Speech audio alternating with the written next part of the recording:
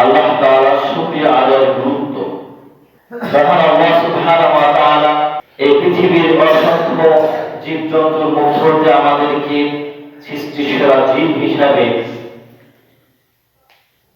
আমাদের উপকারার্থে আল্লাহ সুবহানাহু ওয়া তাআলা অসংখ্য জীবজন্তু, প্রাণী, গাছগাছালি, খাদ্য সামগ্রী, নিয়ামত উপস্থাপন করেছেন, যা আমাদেরকে তিনি প্রদান করে আমাদের নিকট থেকে তিনি চাচ্ছেন যে আমরা যেন তার ইবাদত করি, তার শুকরিয়া জ্ঞাপন করি। মহান আল্লাহ সুবহানাহু ওয়া তাআলা যাবতীয় হামদ ও সালাহ পাঠের পরে তার শুকরিয়া পরিবেশনের জন্য যখন আহ্বান করা হবে, আমাদের সকলকে সমস্বরে মহান রবের শুকরিয়া পরিবেশন করতে হবে।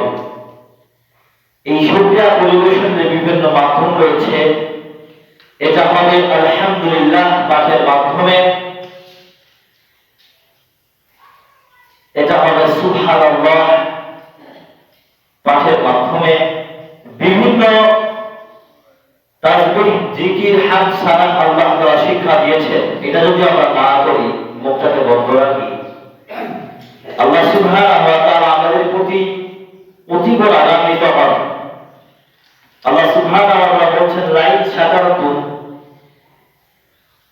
আর যাবতীয় গুণযুক্ত উপাস্থাপনের পরে হামদ সালাত পাঠের পরে যদি কেউ শুকরিয়া আদায় না করে, লাইন শাকারতুম লা আযীদান্নাকুম, শুকরিয়া আদায় যারা করবে আমি তাদের প্রতি আমার নিয়ামত আরো বাড়িয়ে দেব।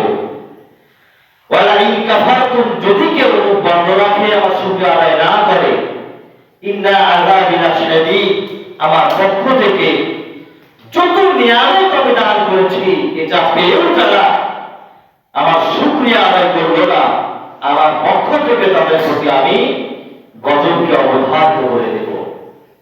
এজন্য মহান আল্লাহ সুবহানাহু ওয়া তাআলা অসংখ্য নিয়ামত আমরা ভক্ষণ করছি, একটা একটা যদি ধরা হয়, এই নিয়ামতের শুকরিয়া পরিবেশন করে আমরা শেষ করতে পারবো না। বিশ্বব্যাপী অত্যাধিক, বিশেষত বাংলাদেশ, আমরা প্রচন্ড তাপমাত্রায় অবস্থান করছি। প্রতিটি কৃষক ধান ফসল উৎপাদন করতে গিয়ে তারা জমিতে গেলে বুঝতে পারছে যে পানি এই নিয়ামত আল্লাহ তাআলার পক্ষ থেকে কত বড় নিয়ামত। এটা না থাকার কারণে জমিগুলো ভেঙে যাচ্ছে, ফসল উৎপাদন হচ্ছে না, ফসল পুড়িয়ে যাচ্ছে। এটা যদি কেউ মাঠে লাগাবে তো বুঝতে পারবে না যে তার ফসল কিভাবে নষ্ট হয়ে যাচ্ছে। তো এটা বোঝার পরেও মহান রবের শুকরিয়া আমরা আদায় করছি না, এটার জন্য আমাদের জন্য অত্যন্ত নিন্দনীয় বাস্তবতা। এজন্য যে যে অবস্থায় আমরা থাকি না কেন, দুঃখ, কষ্ট, সুখে দুঃখে সদা সর্বদাই কেউ যদি জিজ্ঞাসা করে আপনি কেমন আছেন, আপনাকে নির্ঘাত বলতে হবে আলহামদুলিল্লাহ। সমস্ত প্রশংসা সে মহান আল্লাহ তাআলা। আপনি কষ্ট থাকলেও এটা পাঠ করতে হবে।